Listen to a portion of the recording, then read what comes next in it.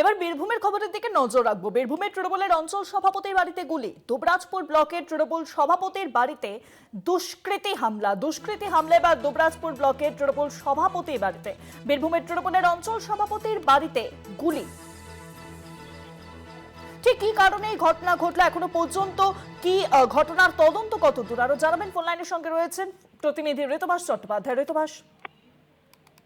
হ্যাঁ, একদমই। দেখো, বীরভূম যে কার্যত বিধানসভা ভোটের আগে উত্তপ্ত হয়ে উঠলো তা কিন্তু বলার অপেক্ষা রাখে না।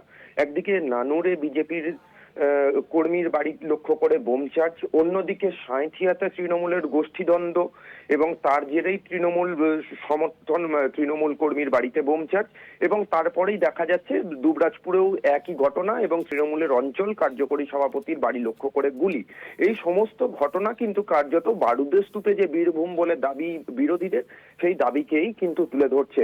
দেখো, এদিন যে ঘটনাটি ঘটেছে, গতকাল মধ্যরাত্রে রাত 2টো নাগাদ করে দুইজন একটি বাইকে করে আসে এবং অঞ্চল সভাপতি হেতমপুর অঞ্চলের কার্যকরী সভাপতি অভিনিবেশ রায়ের বাড়িতে তারা কিন্তু কার্যত গেটে লাথি মারে, বারংবার লাথি মারতে থাকে। তারপরেই কিন্তু তারা বন্দুক বার করে তাদের বাড়ির যে দোতলার জানলা সেখানে কিন্তু গুলি চালায়। পরপর 2 রাউন্ড গুলি চালানো হয়েছে বলে কিন্তু অভিযোগ অভিনিবেশ রায়ের। এবং মূলত তিনি যেটা বলছেন যে তাকে ভয় দেখানোর জন্যই কেউ এই কাজ করেছে এবং তার উদ্দেশ্য সেই রাজনৈতিক কারণেই। যদিও তিনি কিন্তু বিজেপি বা তৃণমূল কাউরির নাম করেননি, যদিও বিজেপির দাবি যে তৃণমূল বর্তমানে কেষ্ট এবং কাজল 2 গোষ্ঠীতে বিভক্ত, এবং সেই ঘটনার জেরেই কিন্তু এই হেতমপুর অঞ্চলই কার্যত দলীয় পতাকা তোলাকে কেন্দ্র করে উত্তপ্ত হয়ে উঠেছিল কিছুদিন আগে।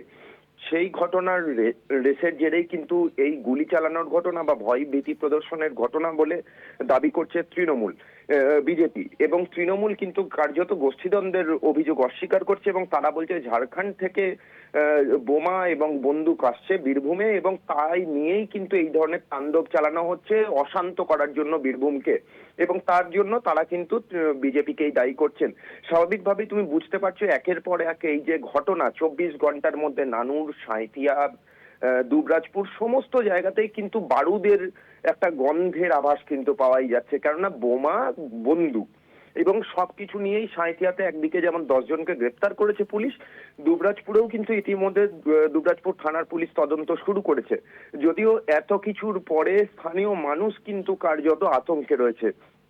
তাদের বক্তব্য হচ্ছে যে যদি নেতারা কোনোভাবে সেফ না থাকে তাহলে সাধারণ মানুষ কিভাবে সেফ থাকবে। তবে এই পরিস্থিতি ঠিক আরো কতটা অপ্রীতিকর হয় বিধানসভা ভোটের আগে, বা বিধানসভা ভোটেই আর নতুন কি কি দেখতে হয় সেদিকে কিন্তু মুখিয়ে রয়েছে সাধারণ মানুষ।